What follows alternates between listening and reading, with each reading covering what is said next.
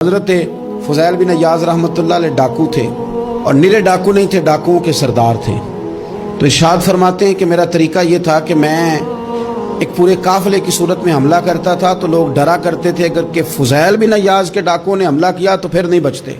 ایک دن گزر رہا تھا تو ایک قاری صاحب آیت پڑھ رہے تھے، لا تقنطوا من رحمت اللہ، اللہ کی رحمت سے کبھی نا امید نہ ہونا، ان اللہ یغفر الذنوب جمیعا، بے شک وہ سارے ہی گناہ معاف کر دے گا۔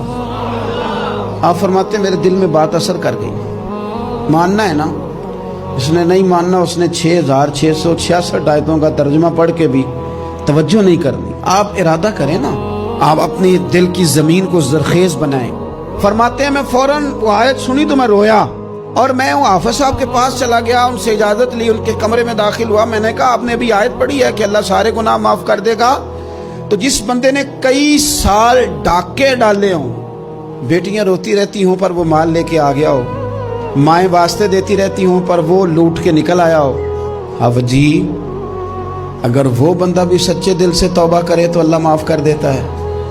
تو آپ جی کہنے لگے میں کون ہوتا ہوں تمہیں کوئی تفسیر بتانے والا، میں نے تو قرآن کی آیت پڑھی ہے، میرا رب کہتا ہے لا تقنطوا من رحمت اللہ، تم نے مایوس نہیں ہونا، تم آ جانا، معافی مانگ لینا، ان اللہ یغفر الذنوب جمیعا، اللہ سارے گناہ معاف فرما دے گا، اللہ سارے گناہ۔ تو یہ تو اللہ فرما رہا ہے۔ فضیل بن عیاض کہتے ہیں میں نے کہا ختم ہو گئی بات، توبہ بھائی۔ واپس آیا تو وہ میرے ساتھ جو تھے نا، ان سے میں نے کہا سردار نیا تلاش کر لو بھائی۔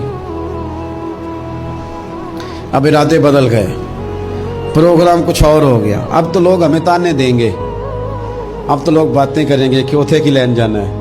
فضیل بن عیاض کہنے لگے بس بھئی توبہ کرنی ہے، اب تم کوئی اور سردار تلاش کر لو۔ اور اوپر سے نہیں کہا، توبہ کی تقریریں نہیں کی، دوسروں کو میسج نہیں بھیجے، اور لیکچر نہیں جھاڑے، رو کے کہا، درد سے کہا، دل سے کہا۔ تو وہ جو باقی کے تھے نا، ان پر سردار کی بات کا اثر ہوا۔ کہنے لگے سردار ہم نے سردار نیا نہیں ڈھونڈنا، اگر چوریاں مل کے کی ہیں تو اب تو اس طرح تو نہ کر، توبہ بھی مل کے ہی کریں گے، اب اللہ بھی مل کے ہی کریں گے، اب بس تو اگر ادھر جائے گا تو ہم بھی تو جائیں گے نا۔ اللہ اکبر۔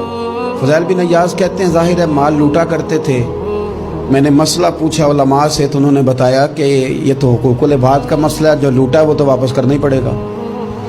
اب میں نے وہ پیسے جمع کیے، اب سارے تو میرے پاس تھے نہیں، جتنے میں دے سکتا تھا دیے، جو کھا چکا تھا وہ رہ گئے۔ ایک یہودی کے پیسے رہ گئے، اس کے گھر چلا گیا، میں نے جا کے اسے کہا میاں میں نے کر لیا توبہ، اور میں وہ فضیل بن عیاض ڈاکو ہوں جس کے تیرے گھر سے اتنا مال لوٹا تھا، میرے پاس پیسے کوئی نہیں، وہ پیسے لگ گئے، اب تو اس طرح کر مجھے معاف کر دے۔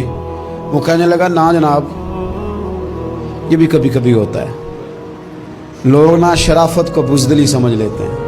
فضیل بن عیاض سے کہنے لگا میں تو پیسے لوں گا، ایسے تو نہیں معاف کرتا۔ آپ فرمانے لگے پیسے تو کوئی نہیں، یہ سچی توبہ ہے۔